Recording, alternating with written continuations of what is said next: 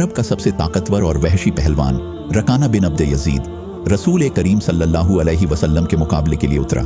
उसने रसूल खुदा सल्लल्लाहु अलैहि वसल्लम पर तंजिया नजर डाली।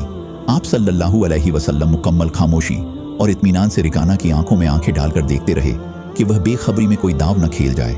रिकाना आप अलैहिस्सलाम के इर्द गिर्द यूं घूमा जैसे शेर अपने शिकार के इर्द गिर्द घूम रहा हो। हुजूम आप सल्लल्लाहु अलैहि वसल्लम का मजाक उड़ा रहा था। मुसलमान खामोश थे। उन्होंने अपनी तलवारों के दस्तों पे हाथ रखे हुए थे। फिर न जाने क्या हुआ, आप अलैहिस्सलाम ने क्या दाव खेला। इब्न नसीर कहता है कि आप अलैहिस्सलाम ने रिकाना को उठाकर जमीन पर पटक दिया। रिकाना जख्मी शेर की तरह उठा और गुर्रा कर आप अलैहिस्सलाम पर हमलावर हुआ।